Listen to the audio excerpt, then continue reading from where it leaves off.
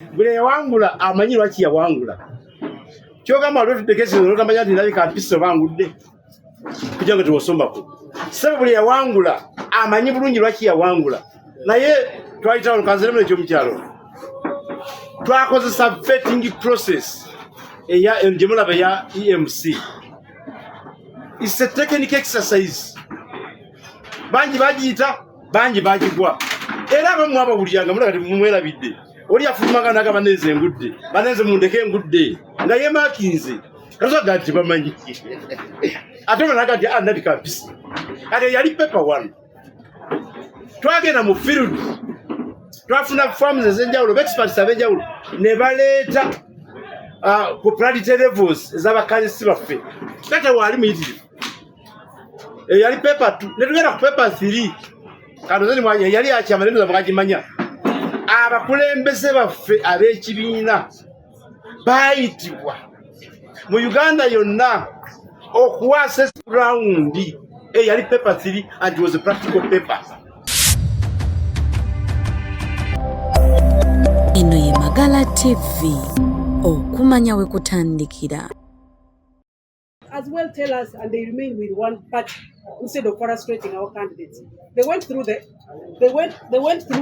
process very well. Whatever was required, they submitted. But at the end of the day, these people intentionally frustrated them. So we highly condemn. I also want to condemn the way some of our candidates have been arrested. Some of these candidates are supposed to come for vetting. Some of them are supposed to be nominated for members of parliament and others.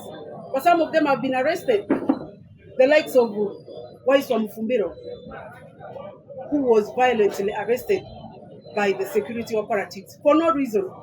We condemn them out there. We are Ugandans and we should be treated the same way. It is not a crime supporting Kyagulanyi and supporting NUP. So we condemn you. If you continue with this, we may have to take action as NUP. We ask the government to unconditionally free all political prisoners. Unconditionally free them. Today's main event is to talk as a parliament. We had earlier on communicated to you people that we shall start vetting members of parliament from the 15th of this month. And we are here to give you a breakdown on how they will be vetted. On 15th of September, we shall have the members of parliament from Wakiso, West Nile, and Chigesi. Then on the 16th, we shall have our members from Kampala, Acholi, and Ankola. Then on the 17th, we shall have those coming from Greater Masaka, Lango, and Toro. On the 18th, we shall have those from Greater Mpigi, Karamoja, and Bunyoro. On the 19th, we shall have those coming from Greater Mukono, Sebei, 20th, Greater Mubende, Bugisu, and Bukede. And then on the last day, which is the 21st, we shall have the members of parliament being vetted coming from Greater Luero and Busoga. Vetting starts at 8 a.m. for all candidates. And we ask our candidates to carry along with them the expression of interest forms, national IDs, membership cards, original or certified copies of their academic documents. For those who might have changed names, they should come with the deed polls and all other documents that may be needed. Thank you so much, and we welcome our candidates. Thank you, Madam Chair.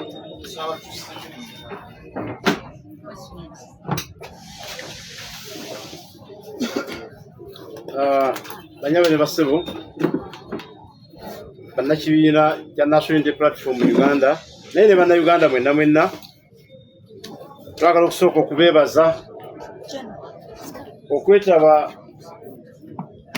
mu nteekateeka y'akakiiko k'ebyokulonda ka NUP ak'okuba ndi mwaleeta okusaba kwammwe ne musunsulwamu ate era ne mugenda ne mwewandiisa abo abasobola okuwangula obulungi olutabaalo nga bwe tuzze tubannyonnyola. Twagala obbayozaayoza abo abaawangula mugende mutabaale naye mwawangula kitegeeza nti mmwe mwali musinga naye omukisa gwajja nti mmwe musinze ekigezo kino oba ebigezo bye twateekawo n'embeera bafulaga beeyalazi baffe. Tubasuubira okuba abantu balamu abakkakkamu ab'empisa abawuliriza ekibiina.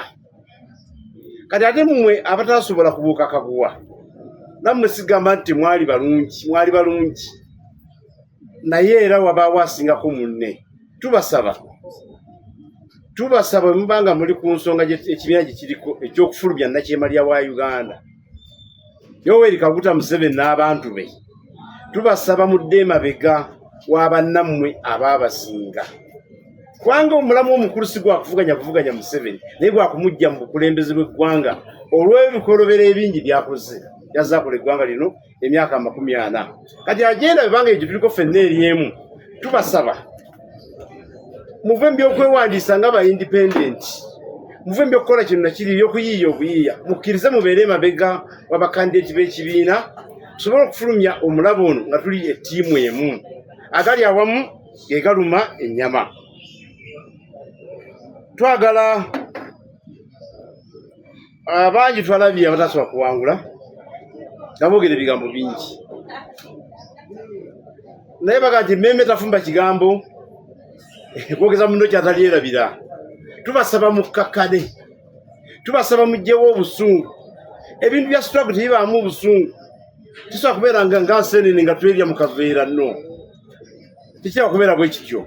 So tubasaba banyabo ne basebo omanye nti ekibiina kino ffenna kitusinga tewali ali waggulu waakyo. Ate naffe abakola emirimu gino tetuli bamalayika. Ne bwoba ggwe nga gwotudde wano oteekwa okusalawo. Nabagamba lumu naveti nga abantu 15 n'ettiimu yange, kati abantu 15 awangula yali ateekwa kubeerako omu.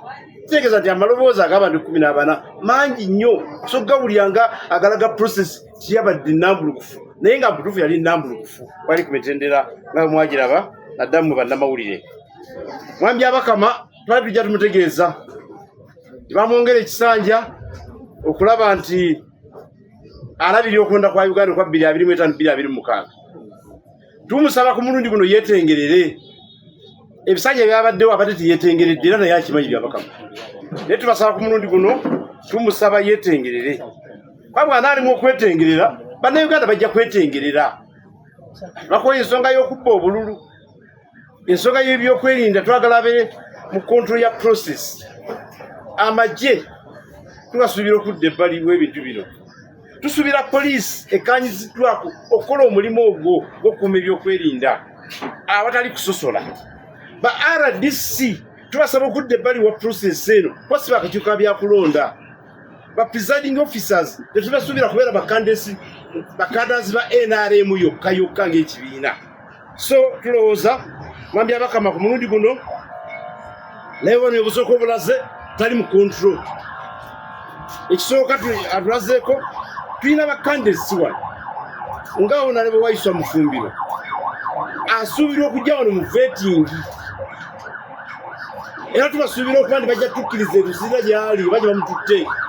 Tulina omuvettinga bakandidati wa kibiina, alina okuyita mu process, alina okunominatinga.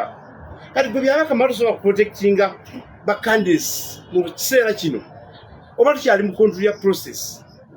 Tusaba gavumenti ereme kunyigiriza nnyo bannayuganda, abakulembeze bonna abasibidde olw'ebyobufuzi mu process eno ey'ebyokulonda, mu kiseera kino eky'ebyokulonda okufa kati mu gw'omwenda guno gwe tulimu paka ogwokubiri ogwokusatu bateebwe bagende bavuganye bannayuganda basalewo ani agwanidde okulembera. Mwami Abakama yageze maaso n'akakiiko ebyokulonda okulemesa bakandidati LC5 bakansalas beekwasa eno sigini kyasintuufu ate kye twali kukyabuzeemu naye nga twasengejja buli kimu. Fe buli kandidati afuluma wano mu national unity platform tuba tumutegese bulungi. Tuli abakandidati baffe ng'okuva Hoima babalemeseza okunominatinga, Katakwiba babalemeseza okunominatinga, Kapere Byongo teyanominatinze chairman LC5, Nakasongola n'awalala tujja kumenya decision za Uganda. Essaawa n'aba LC3 oba sub counties amagombolola ne town councils bali ku nomination. Amasimu tugafuna. Returning officers bali mukola daily tactics okulemesa abakandidati baffe. Mwami Abakama, please take a control and be in charge of the process. Abanyabo ne basebo tugeze ku fezo y'okubiri ya National Unity Platform Elections Management Committee okuba nti ewabannayuganda ba candidates abagenda okugenda mu lukiiko lw'eggwanga.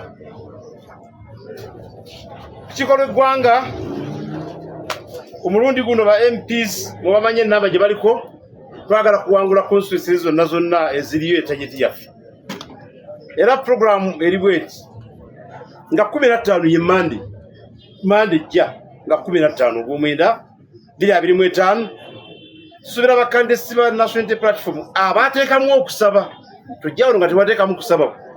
Oyina kubanga wasaba ne tukusengejja n'oqualifying okujja okuvetingibwa Wakiso District, Western Nile ne Kigezi ne bajja okubeera wano ku Monday. Ku Lwokubiri nga 16 tusuubira aba Kampala Capital City ba MPs bonna abasaba. Tusuubira baganda baffe okuva mu Acholi Sub-Region ne Ankole Sub-Region.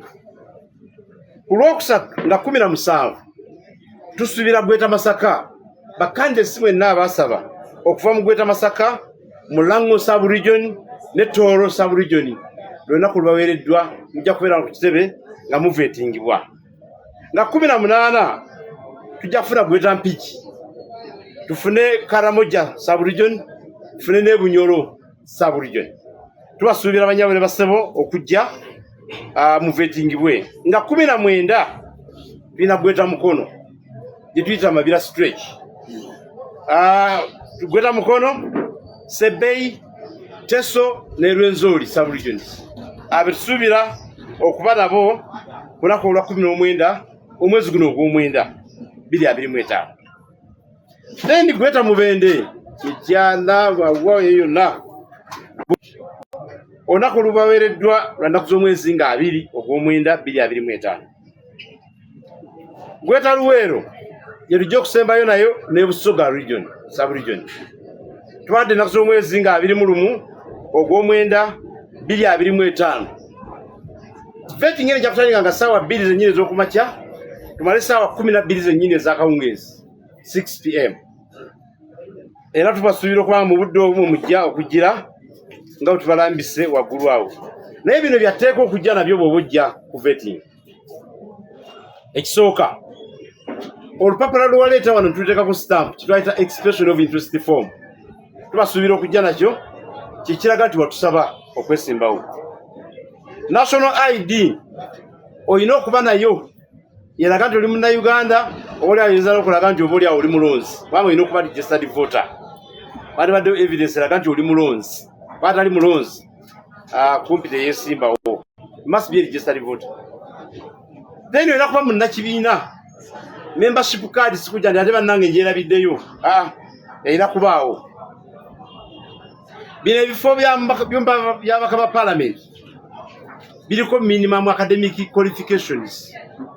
Kuliko obuyigirize obw'essalira. Oyina okuba nga oyina senior 6 oba n'okusingawo. So tubasuubira okujja ne original copies mwe abaasoma obutereevu senior 4 senior 6 yawo ne original copies zo tuzirabeko. Bwe yasoma senior 4 n'oyongerako empapula ng'olina equivalence, tukusuubira okuba ne certificate of equivalence okuva mu National Council of Higher Education. Ate copies ezo nga ziri certified copies of your academic documents. Nga bwe twabibagamba wano nga muleeta empapula zammwe. Mwe abakyusa amannya ne mukyusa kino ne mukyusa kiri, dipose ezo ebiwandiiko byammwe ebiri gazetted tubasuubira okujja ne evidence nti Chemutari yakyusa wano erinnya n'ayongerako eryabundi, kati evidence bukakafu bwe buno. Kubanga Nakyemalya tayagala nnyo munominatinge, ayagala abakwate ku technical issues obwo ate nga tumanyi bulungi nza tujja kubiyitamu. Tubagaliza tutambula obulungi kuba n'empisa nga muvetingibwa ng'abaloko gavumenti badde bantu balamu, yaye ekibiina kibasibye nnyo. Mwebale nnyo, mwebale ddala. Thank you very much. If you have some questions, then you can respond to them. Yes, sir. That's why I have him then.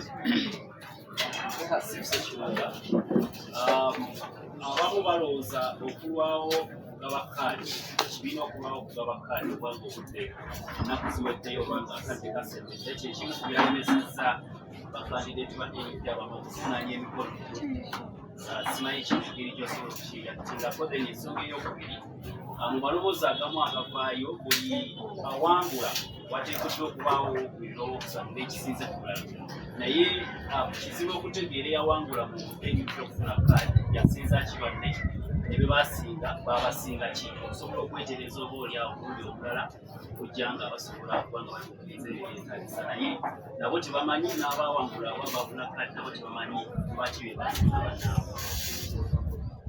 Kale Ssekiwunga tumuwulidde bulungi. My questions are in English. The parameters that were used, to identify the best among the candidates. Secondly, Madam Chair, I want her to expand more on how your candidates were frustrated, because she was talking about frustration. Were they technical? What was it? And even I want her emphasis to the losers, because some of them are keeping on accusing and they have actually chosen to stand independent. How will this whole NUP candidates be just a victor in the forthcoming elections if you are having other candidates within the If you are what? How will the NUP successful candidates be just a victory if the losers have chosen to stand independent in the race? Okay. Ndowooza baali balina ebibuuzo bye batuddamu. Tuteme. Ekisooka Mwami Ssekiwunga ogambye nti okulwawo okuveetinga oba oli kwalemesa abantu emikono kino nakiri. Ekyo si kituufu. Okulwawo kwe kuliwa. Twamaliriza mu budde era obwali obuteeketeeke. Emikono gyanoonyezebwa sigali gyabuze. Naye ky'olina okumanya nti osobola okutuuka wali oleka bannamawulire mwegendereze mugende mulabe bye bali mu kukola. Otuuka wali n'amala wano ne bajja leeti bo bennyini bajja leeti. Abateeka okutandika ssaawa 2 ku ofiisi za gavumenti public service egamba ssaawa 2 bajja ssaawa 6 kwanze mbadde mbalabako ne bajja ssaawa 6 ate 10 ne balina okuggalawo bo bennyini bakatinga obudde obwo ne bufuuka butono ate nga balina okunoonya buli akwadde omukono bamunoonye mu sisitimu bamutiikinge ate bali very slow banafu nnyo batambula nga kofu. So abantu baffe abadde rede naye tumanyi bulungi nti ebyobufuzi bye biri emabega gw'ensonga eyo. Obadde obuuza nti abawangula ebisaanyizo si baali balina okuba nabyo okukakasa kino nakiri.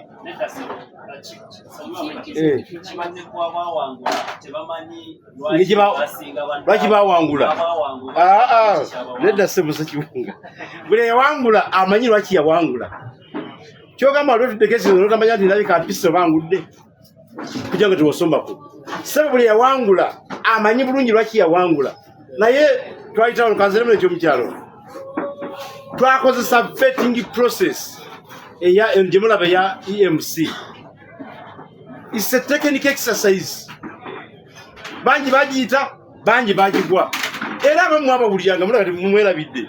Oli afulumanga n'agamba banenze engudde. Banenze mundeke engudde. Nga yeemakinze. Kasoga nti bamanyi. Ate banaga nti ndabika mpisa. Kati yali paper 1. Twagenda mu field. Twafuna farms ez'enjawulo, experts ab'enjawulo. Ne baleeta popularity levels ez'abakazisi baffe. Kati wali muyitirivu.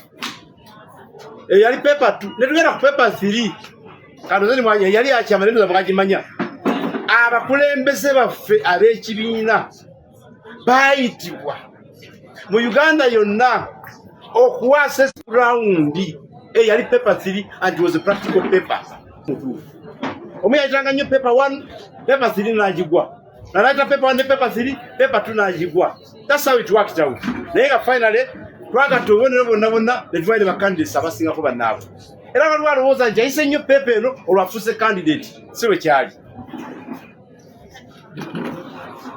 Ndoza bibabuuzisa Madam Chair. Sibabuuza n'ogamba nti okuva musawo makali nga ekibiina kya NUP kirina enteekateeka yonna ey'okuyita abaali beesimbyewo abataafuna kaadi okubeera nga mugeraganyako nabo abali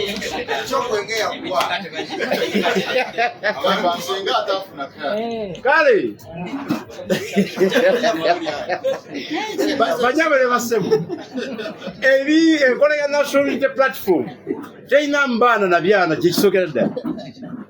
oyinza okuba ng'ogenda kyemutayi wano naye mutuufu pepa n'ogigwa tebasobola kuwa max nga toyise pepa kyekisooka naye ekyokubiri buli yasaba munnakibiina mudde nga nsoma ebyetaagisa ku bannakibiina Sebatimba bw'oba munnakibiina enkola y'ekibiina ogimanyi bulungi ekibiina lwaki bagala bamalina kukuyita bakuyita okukola ki oyina kuteera butereezi mu sisitemu ya kibiina noga kibiina kyange kisazeewo bwekiti banne tutambule bwetuti newankubadde tusabye abakulembeze baffe mu bitundu ebyenjawulo bayite abakulembeze abo batule nabo babakansolinge naffe tuba tukansolinga abamu kubanga bamu bakyabye okusookera ddala oli addeera nga ayina okufuna kaadi ate nga pepa zemagambye si yazisinze munne yamusinzeeko naye nga kansolingi weeri egenda mu maaso batwogera nabo nakati tuli mu kansolingi bemagamba nti wesimba nga ba independent ku lw'olutalo olunene lutuliko mba ndi mu kubasaba nga tubakasolinga Madam Chair.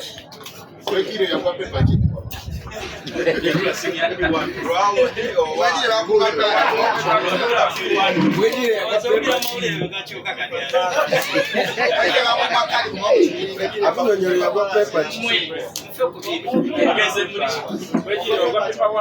respond to the lady who asked about the parameters. Yes. He has actually said it in Uganda already. These candidates applied knowing very well our tools. It is 60-40. They went into this process knowing very well.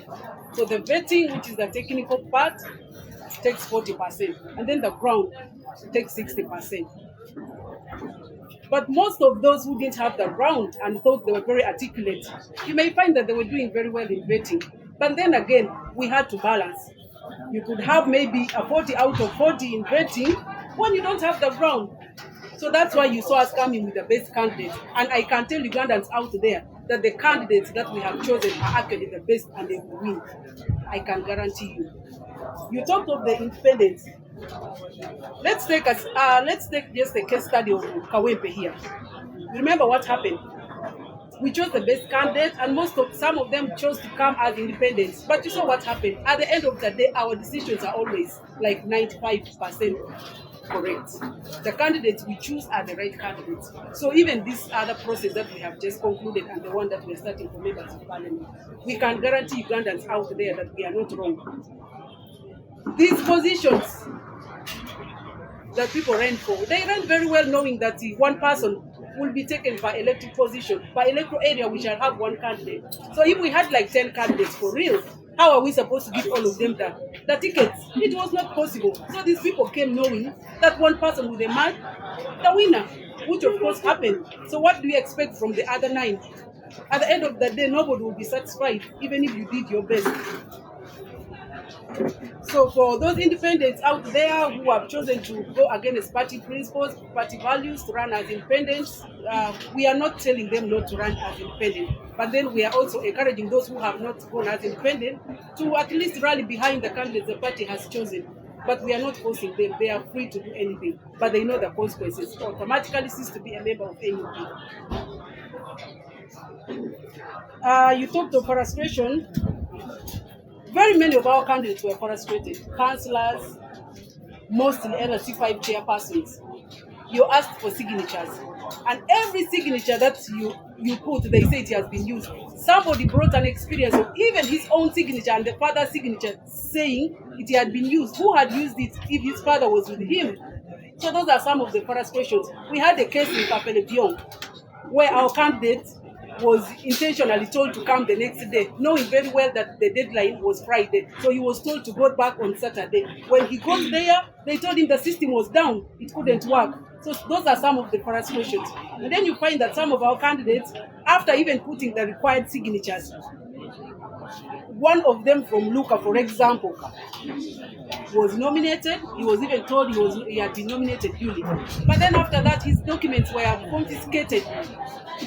Along the way, they frustrated him, and up to now, things are still there. So those are some of the frustrations I've been talking about. Thank you so much. Let me add on something very small. Yeah. My name is Alex Rovans, technical advisor. On one of the challenges, and one of the persons that was really denied nomination, he was told he was seconded by members of PDM in a certain parish. So we are wondering if candidates from the political party NUP receive signatures of members of PDM, of beneficiaries of PDM, then they get to be disqualified, therefore making the process justifiable, confirming that beneficiaries of PDM are meant to be NRA. So when they second anyone from opposition, the opposition candidate cannot benefit from such. So there's a candidate who was frustrated because of him receiving signatures from members of PDM, or beneficiaries of PDM. And that causes a lot of question. If you say the process, so the program called PDM was meant for all Ugandans, meaning whoever signs for any candidate is a member, is a true member of a political party, or is a beneficiary in the same. So that is one of the questions. Then the other one, the other frustration is the Abakama has not fully put out a confirmed register for voters from LOC councillors. Those that are advised or that they were advised in advance, they took photos of their registration, so they could challenge the electoral officers and returning officers, where they could be denied the link. A candidate is being stopped from being processed, claiming they are not registered voters, but while they are taking screenshot of them confirming their they are voters.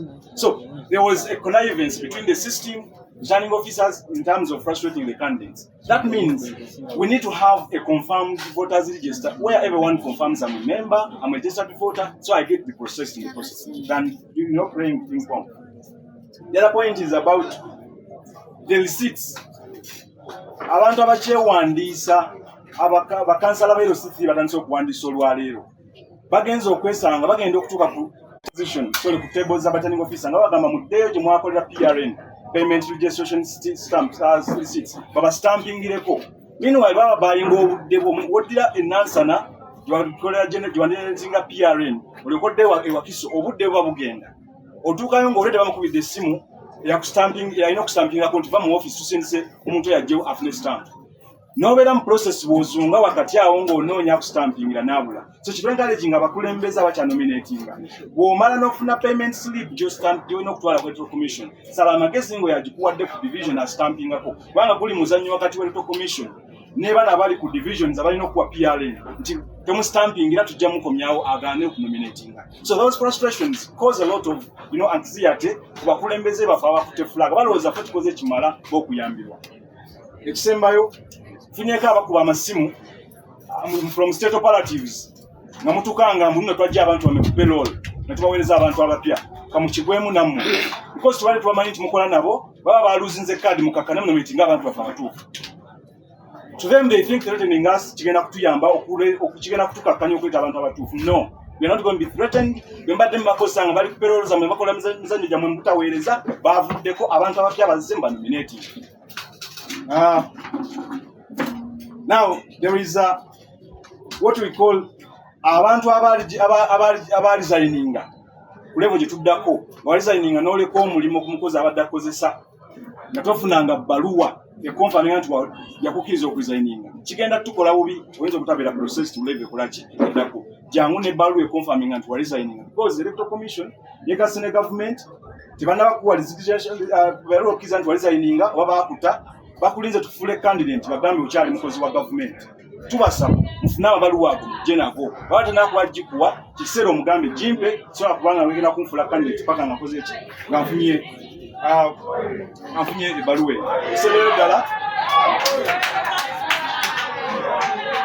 isembeyo ddala tubakandesa bakyali kunominatinga mu government signatures z'abakulembeze baffe ba registrars abalina bastampingira twaziweereza Electoral Commission ne buli kanaku olukya tubadde tuwulira batugamba nti signature eno neno tunabaziverify nga tetuzimanyi obuseera ebimu biba returning officer kuzannya muzannyo okulaba nti banyiizo naaze okwewandiisa naye signatures z'abaregistrar baffe 353 zaweerezebwa mu Electoral Commission with the mandate who signs for who.